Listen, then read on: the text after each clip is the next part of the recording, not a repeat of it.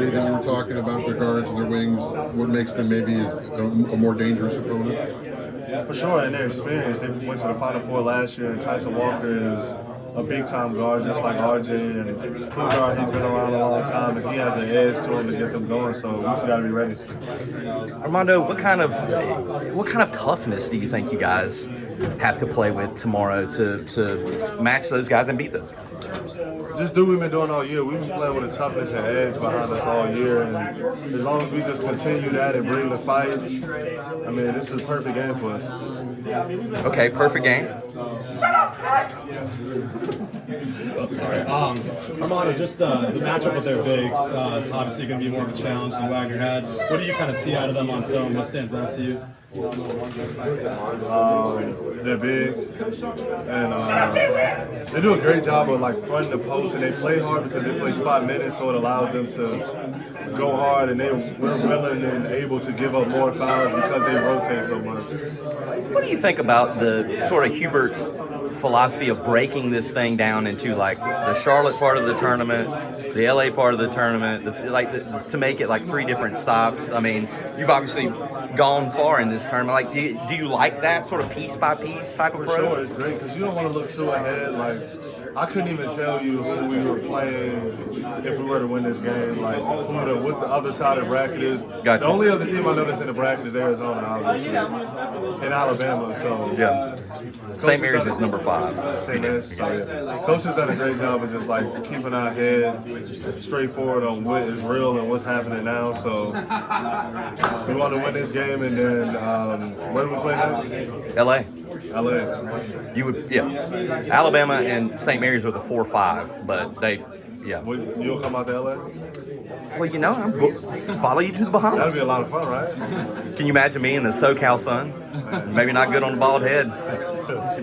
But how did he explain that to you or lay that out when he was talking to the team? Because I think it's interesting. He told us right after we got selected at number 1, he was saying that Coach Smith, Coach Guthridge, Coach Williams, they always broke it down into 3 different tournaments. So told us first we need to worry about winning Charlotte tournament. Okay. I was just curious, what other games after y'all finished up were you watching yesterday? Were there any that stood out to you just watching the rest of the tournament after y'all wrapped up? Definitely watched the Kentucky game. That was brutal to watch. I mean, they had such a talented team, and it definitely sucked to see them go out because me being a fan of college basketball, like I wanted to see those freshman guards play, and it sucks to not see them make it. But I mean, credit to Oakland. That was a crazy game, and I watched the NC State game. That was fun to watch, and credit to them too. That was a good game.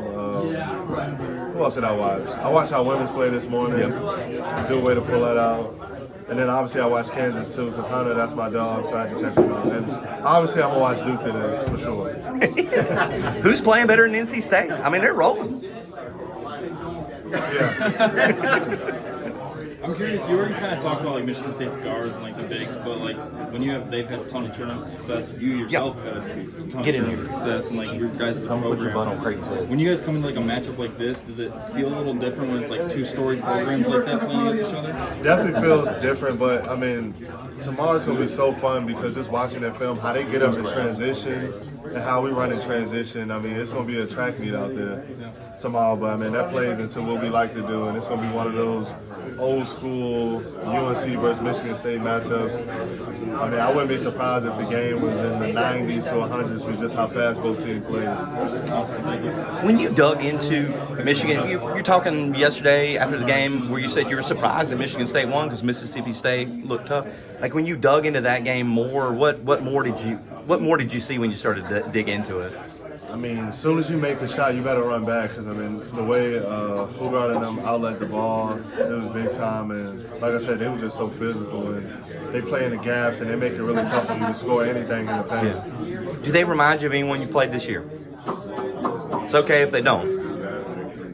I mean, defensively, they kind of remind me of UVA, just how they're in the gaps. And they really do not allow you to get in the paint. Yeah. Somebody said they best. They went up 11? what I said. Who won? Who won? About the Billy Wester. I figured. Armando Harrison said, when I asked him to describe what kind of physicality do you expect tomorrow, he said a bloodbath. What kind of level do you expect? That's what I said. It's going to be a bloodbath out there, but tomorrow it's going to be a lot of fun. It's going to be a great game to watch because it's two teams that get up and down, physical, and we're super excited. How do you match what's coming from their side knowing they've never beat y'all in the tournament, the program was? How do y'all approach that side of things, knowing how big of a deal it is for them?